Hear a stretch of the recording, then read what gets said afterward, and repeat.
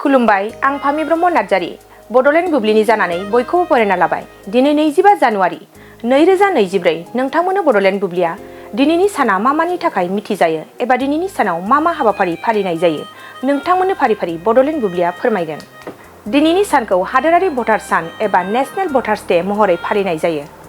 बोसोरफ्रोमबो 25 जानुवारियाव हादोरारि भटार सान एबा राष्ट्रीय मतदाता सानखौ लाइमोन भट होग्राफोरखौ राजखान्थियारि बिखान्थियाव बाहागो लानो आरो थुलुंगा होनो थाखाय फालिनाय जायो आरो दिनैनि सानावनो हादोरारि दावबायारि सान महरैबो फालिनाय जायो।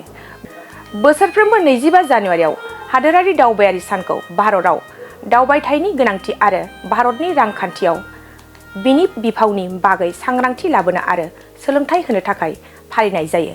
बेनि अनगायैबो दिनैनि सानावनो अबजार्भ दा वेदार डे आरो नेशनेल फ्ल'रिडा डे महरैबो फालिनाय जायो।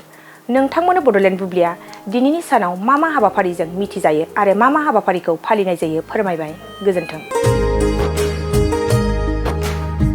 मोनसे गोजोनथाव खौरां, थुनलाइ मोजां मोनग्रा रायजो राजाफोरनि थाखाय मोनसे गोजोनथाव खौरां। थांनाय बोसोरफोराव खुंफुंबोनाय बायदिनो बिटिआर सरकारनि दैदेननायाव बे 2024 मायथाइयावबो गोजोन आरो खौसेथिखौ सिगाङाव दोननानै थामथि क'क्राझार थुनलाइयारि फोरबो एबा क'क्राझार लिटारेरि फोरबो खुंफुंनो साखाफारा जादों। 2024 मायथाइनि जानुवारि दाननि 27, 28 आरो 29 जानुवारिसिम सानथामनि मेहेरगोनां हाबाफारिजों गोजोननि नोगोर क'क्राझारनि बड'फा कालचारेल कमप्लेक्सआव थामथि क'क्राझार थुनलाइयारि फोरबोखौ खुंफुंनो साखाफारा जादों।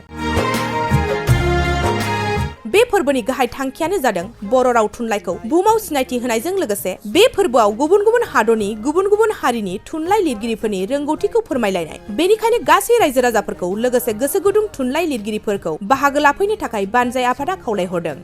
सोरजिलु गोसोखौ रंजाहोनो, हारिनि राव थुनलाइ जौगाहोनो, सोरजिलु गोसोखौ रंजाहोनो, गायसननो हारि